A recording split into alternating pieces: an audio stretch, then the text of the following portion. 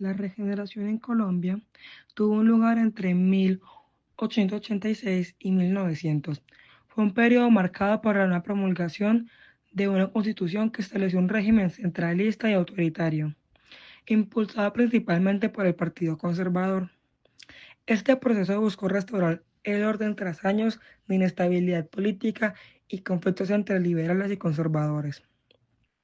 Promovió reformas sociales y económicas, así como una relación muy estrecha con con la Iglesia Católica. Sin embargo, también se caracterizó por la represión política y la limitación de libertades, por ejemplo, la educación, lo que generó un descontento que culminó en la Guerra de los Mil Días. Estas son las fechas importantes de la regeneración colombiana. En 1886 fue la promulgación de la Constitución, o sea que hubo un cambio, que estableció un régimen centralista y autoritario, fortaleciendo el poder del Ejecutivo y limitando las libertades políticas. La segunda fue en 1887, que fue la creación del Código Civil, código que se creó para el marco legal del país y consolidar el orden jurídico. En 1890 fue la Ley de la Educación. Se promulgó una ley que estableció que la educación fuera pública, gratuita y obligatoria, aunque fuera de un enfoque conservador y católico. Esto les agradó mucho a los liberales porque ellos querían que desde sus jóvenes estuvieran informados sobre la política y sus representantes. En 1895 fue el inicio de la Guerra de los Mil Días. Aunque esta estalló oficialmente en 1990, las tensiones comenzaron a aumentar a finales de esta década, debido al descontento del gobierno regeneracionista. La quinta fue en 1899, que fue el estallido de la Guerra de los Mil Días, que comenzó en un conflicto armado entre liberales y conservadores radicales, motivado por la represión política, desigualdades sociales y falta de representación por parte de los liberales. La sexta fue en 1900, fin de la regeneración. Bueno, se terminó oficialmente en 1902, dejando a más de 1000 heridos y más de 2000 muertos. En este año se consideró el cierre periodo regeneracionista, ya que marcó el inicio de una nueva fase política en Colombia tras el conflicto. Estas fechas destacan el momento clave del periodo de la regeneración.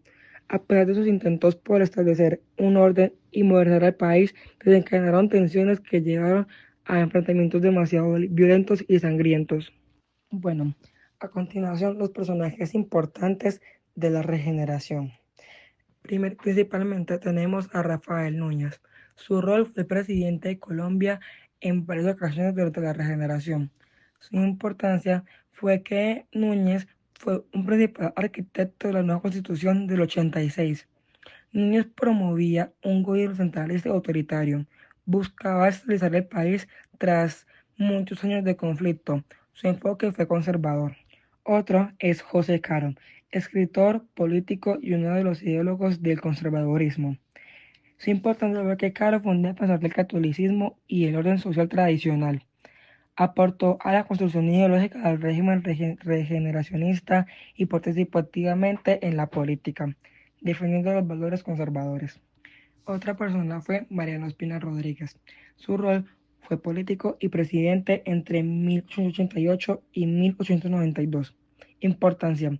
Ospina fue un firme defensor de la política regeneracionista y trabajó para consolidar el poder del Partido Conservador durante su mandato, implementando reformas que buscaban modernizar al país. Cecilia Latorre fue una activista defensora de los derechos de la mujer. Su importancia, aunque su papel fuera menos visible en comparación con otros líderes como Ospina o Núñez, promovió la educación y derechos de la mujer, desafiando las normas de su época tradicional. Otro es Benjamín Herrera. Este fue un líder liberal y militar. Se convirtió en uno de los principales opositores al régimen conservador durante la Guerra de los Mil Días. Su liderazgo militar fue crucial para el movimiento liberal, simbolizando la resistencia del gobierno contra la presión del gobierno regeneracionista. Por último, y no menos importante, fue Eustorgio Salgar, líder político y militar liberal. Importancia. Participó activamente en la lucha contra el régimen conservador y fue una figura clave durante la Guerra de los Mil Días. Yo les voy a hablar sobre las características, las causas y las consecuencias de la regeneración. Bueno, principalmente las características. Una puede ser la renovación del liderazgo. Esta se da principalmente porque en el país habían y todavía se puede decir que hay crisis internas. Crisis internas. Podemos decir que las crisis internas se dio principalmente por la Guerra de los Mil Días, que fue una guerra civil entre liberales y conservadores. También el descontrol social, ya que los campesinos no estaban incluidos en los beneficios y eran los más afectados de todo esto. Las crisis externas eran escándalos que habían en esos tiempos que eran sobre la corrupción o políticos. También los factores económicos como los cambios demográficos que pudieran haber. Esto se vio más tarde con la separación de Panamá y la intervención de Estados Unidos que ayudó a su separación en 1903. Descontento con la elección actual, que es cuando los miembros del partido escogido, que en el tiempo eran los conservadores, no cumplían sus propuestas ni su palabra. Otra es el enfoque en la ciudadanía. Esto era porque principalmente las desigualdades sociales y económicas han tenido un enfoque en los ciudadanos que han sido escuchados. También se les dio educación para que pudieran participar en decisiones políticas, pero esto fue mucho más tarde. Bueno, ahora las causas. La causa principal se puede decir que es la inestabilidad política. Colombia ha tenido varias guerras, entre esas la Guerra Civil y la Guerra de los Mil Días, que fueron combates muy violentos que afectaron a Colombia. Otra puede ser la división entre conservadores y liberales. Los conservadores ayudaron a la regeneración, ya que casi consolidarían su poder y gobernaría con sus leyes, pero a los liberales no les gustó nada esta idea. Influencia en las ideologías conservadoras. Los conservadores, una economía basada en agricultura favoreciendo a los campesinos que estaban en condición de pobreza. Todo esto era para que ellos los apoyaran a ellos en la guerra. También lo podemos ver cuando hicieron un uso de nacionalismo como herramienta principal para unir a la población en una identidad en común y sobre todo en una sola ideología, que sería el conservador. El descontento de los liberales. El descontento inició desde que hubo concentración en el poder en la Constitución del 86, impulsada por conservadores. Esto les generó desagrado y enojo a los liberales, que abogaban por un sistema democrático y descentralizado. Otra puede ser la educación moral. Cuando aquí se habla de educación se refiere a que buscan inculcar valores y tradiciones católicas, nada relacionado con la política del país. Esto hizo un gran descontento en la sociedad y en parte a los liberadores radicales. Las consecuencias. La principal fue la modernización del Estado.